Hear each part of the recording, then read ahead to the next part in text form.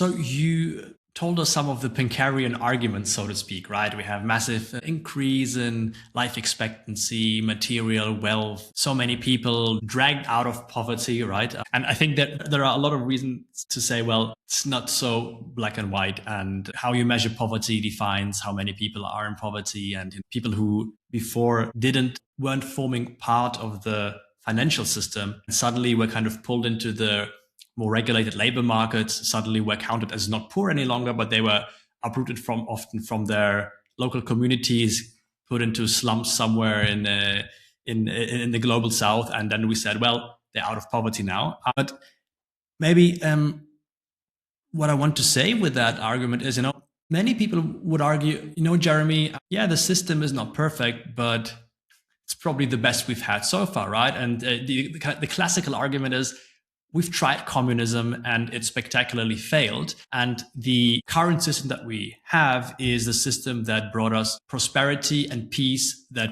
they claim was unprecedented in history. Yes, and that's what the claim is. And that claim, by the way, has been promulgated so powerfully that most people would say, well, that's obviously must be true because everyone keeps saying it. And that's actually something that's worth exploring a little bit about its concept of what's known as cultural hegemony, which is really the recognition. It was actually an Italian philosopher, Antonio Gramsci, who first talked about that in the 1930s, that essentially what happens is when you have a power structure, the elite at the very top of it basically are served by this whole array of cultural thought leaders, intellectuals, also people like lawyers, accountants, the whole array of professionals who go around basically saying this is the very best system. And the way cultural hegemony works is by essentially creating almost like a consensus trance that this is the best system. You don't have to enforce it on people who are getting exploited, but in fact, even the very people who are getting exploited support it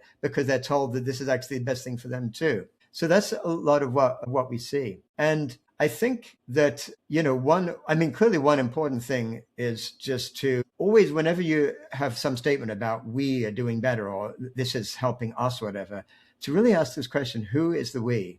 Who is the us? Like right now, there are something like 3 billion people in the world, like a very, very large chunk of humanity who earn less money than is required to basically allow a child to get enough nutrition that they can expect along, a normal, healthy life ahead of them.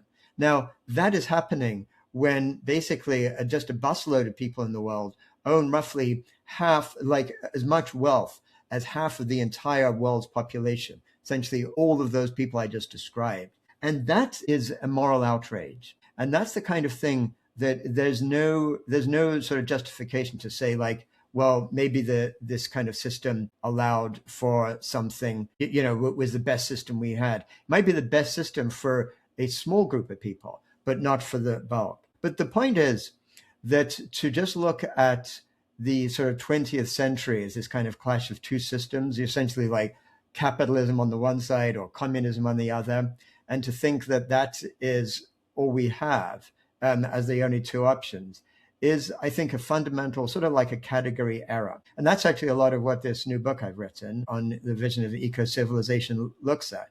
That when you sort of think in terms of that either or, then it's easy to justify, well, communism failed, then, okay, that's the system we have.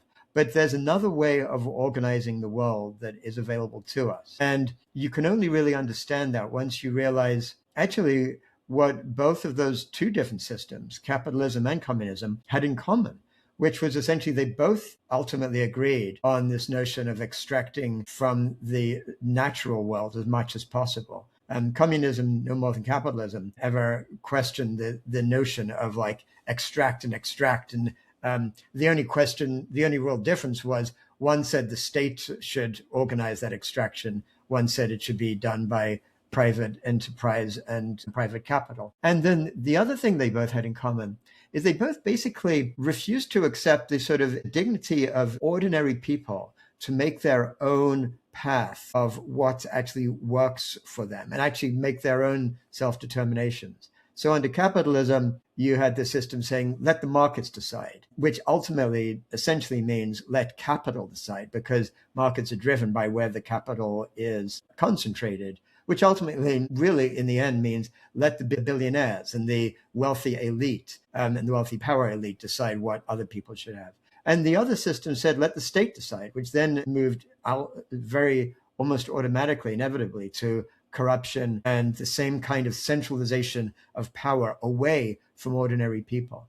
So what we need to do is look at systems that actually by design empower ordinary people collectively in groups to determine what is best for them. And that might seem utopian from people who aren't looking closely, because it seems so far away from what we actually, what we see around us for the most part. But it's actually not at all. It's actually part of what we as humans have naturally done ever since we evolved on this earth, and is in fact shown in all different aspects of what we see around the world to be really probably the best way to design systems for human flourishing.